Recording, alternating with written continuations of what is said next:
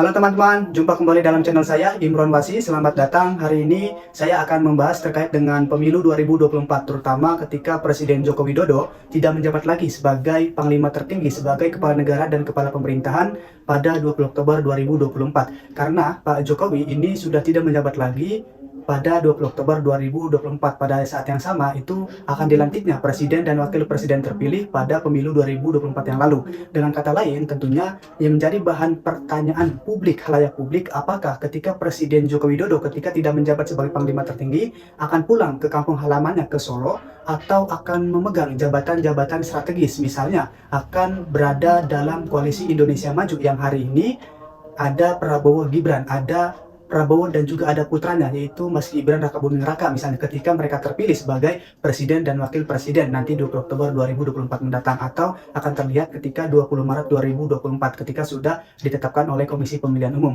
Nah, oleh karena itu teman-teman, ini menjadi bahan pertanyaan publik, apakah Pak Jokowi akan pulang ke Solo atau memang akan memegang jabatan-jabatan strategis. Kalau kita lihat beberapa statement politik dari Pak Jokowi, beliau menyatakan akan pulang ke kampung halamannya yaitu ke Solo. Nah, tentunya kalau kita lihat berbagai dinamika yang muncul dalam panggung politik nasional, tentunya Pak Jokowi itu tidak akan pulang ke kota Solo. Yang saya lihat Pak Jokowi ini akan melakukan regenerasi politik, akan menciptakan regenerasi politik kepemimpinan teman-teman ya, di mana Pak Jokowi ini akan dalam tanda kutip ini akan terlibat dalam proses-proses roda pemerintahan teman-teman, ataupun terlibat dalam partai politik. Misalnya Pak Jokowi ini akan bergeser atau akan berpindah dari PDI Perjuangan ke partai-partai tertentu. Santer terdengar Pak Jokowi hari ini akan bergabung ke partai berlambang pohon beringin, yaitu Partai Golkar.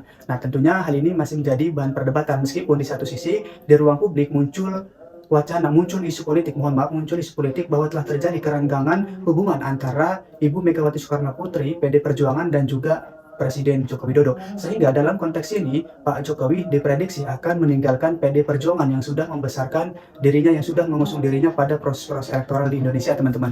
Nah, oleh karena itu, ketika misalnya Presiden Joko Widodo, sudah tidak menjabat lagi, tentunya Pak Jokowi ini akan memiliki hasrat politik untuk bergabung ke dalam partai politik tertentu ketika misalnya telah terjadi kerenggangan atau sudah tidak menjadi kader PD Perjuangan, teman-teman.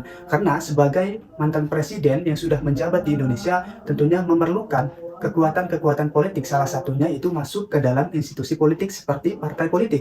Kenapa demikian? Karena partai politik di Indonesia memiliki kekuatan-kekuatan yang superior, teman-teman. Bagaimana partai politik itu bisa menciptakan regenerasi kepemimpinan, dalam hal ini adalah presiden dan wakil presiden. Bahkan itu kan juga tertuang dalam konstitusi, bagaimana kandidat-kandidat capres-cawapres itu bisa diusung oleh partai politik yang memenuhi persyaratan presidensial threshold maupun parliamentary threshold, teman-teman, ataupun juga gabungan dari partai politik, sehingga partai politik di Indonesia ini memiliki kekuatan yang sangat superior, teman-teman. Oleh karena itu, untuk menjaga stabilitas kekuasaan setelah Pak Jokowi tidak menjabat lagi, meskipun putranya misalnya ditetapkan menang sebagai wakil presiden dengan Prabowo, tentunya keluarga Pak Jokowi, termasuk juga Pak Jokowi, tentunya akan bergabung ke dalam partai politik, teman-teman. Nah, tentunya partai politik yang akan dipilih, yang akan ditentukan oleh Presiden Joko Widodo misalnya ketika sudah keluar dari PDI Perjuangan karena terjadi kerenggangan politik, misalnya yaitu ke Partai Golkar. Kenapa ke Partai Golkar? Karena Partai Golkar ini salah satu partai the ruling party, partai yang sudah sejak lama berkuasa, teman-teman, yang sudah sejak lama juga berada dalam koalisi-koalisi pemerintahan, teman-teman.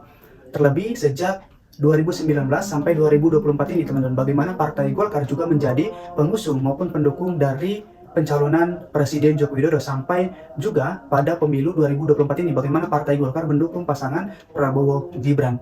Tentunya relasi politik antara Jokowi dengan Partai Golkar juga cukup dekat dan cukup baik, apalagi juga ada Erlangga Hartarto yang juga sebagai menteri, salah satu menteri koordinator perekonomian, teman-teman. Bagaimana Pak Erlangga Hartarto ini dengan Pak Jokowi tentu memiliki hubungan dekat. Nah, kita lihat bahwa memang saat ini sangat terdengar bahwa Partai Golkar ini akan mengadakan musyawarah nasional, bahkan munaslup, teman-teman. Nah, ketika muncul wacana munaslup, meskipun tinggal 8 atau 9 bulan lagi, tapi kemudian kasak-kusuk politik terkait regenerasi kepemimpinan di Partai Golkar ini sudah muncul beberapa figur, beberapa kandidat. Salah satunya adalah Presiden Joko Widodo, teman-teman, yang menjadi atau muncul namanya dalam kepemimpinan calon di Ketua Umum Partai Golkar, termasuk juga ada Erlangga Hartarto, kemudian juga ada Pak Bahlil sebagai salah satu menteri juga ya di kabinet Jokowi Maruf Amin. Nah, artinya juga antara Pak Jokowi dengan Partai Golkar misalnya ini juga memiliki hubungan yang dekat, apalagi di sana ada Pak Bahlil ya yang juga sangat terdengar sangat dekat sekali dengan Presiden Joko Widodo.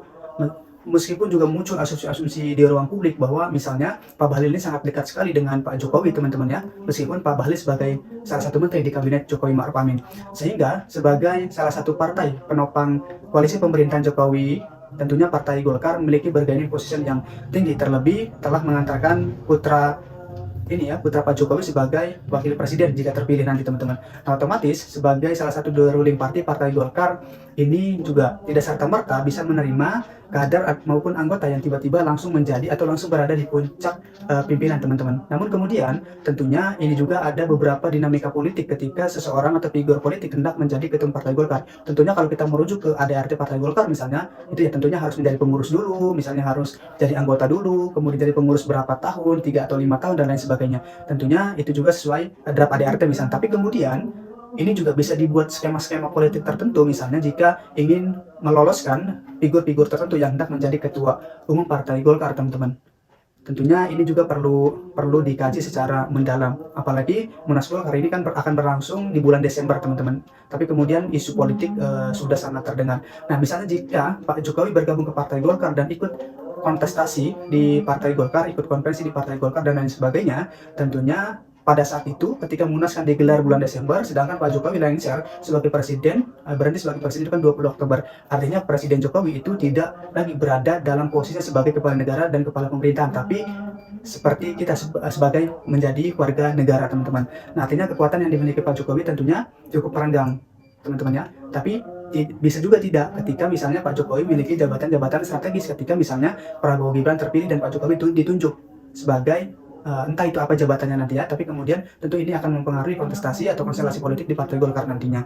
Tapi itu juga tidak akan mudah teman-teman, karena juga di Partai Golkar banyak juga kader-kader yang potensial teman-teman ya. Di sana ada tokoh-tokoh yang juga sangat luar biasa, ada Pak Yusuf Kalla dan lain sebagainya teman-teman. Nah, dengan kata lain memang jika tiada aral melintang, Pak Jokowi tentu akan bergabung ke Partai Golkar. Tentunya memang tidak mudah teman-teman, membutuhkan perjuangan politik teman-teman, meskipun kita lihat bahwa memang Pak Jokowi sangat pandai sekali memainkan ritme politik di Indonesia teman-teman. Oleh karena itu kehadiran Pak Jokowi misalnya di Partai Golkar ini menambah menambah armada kekuatan Partai Golkar. Apalagi Partai Golkar pada pemilu 2024 ini memperoleh efek ekor jas yang tinggi, bahkan Partai Golkar ini berada pada posisi kedua teman-teman ya, menggeser Partai Gerindra teman-teman, menggeser Partai Gerindra, padahal Partai Golkar ini tidak mengusung kader atau anggotanya sebagai kandidat capres maupun cawapres, tapi efek elektoral terhadap Partai Golkar juga sangat tinggi. Tentunya salah satunya adalah kedekatan Partai Golkar dengan Presiden Joko Widodo. Meskipun beberapa bulan sebelum pemilu 2024 berlangsung, Partai Golkar juga dilanda kegoyahan, itu ketua umumnya Erlangga Hartarto digoyah kekuasaannya teman-teman, karena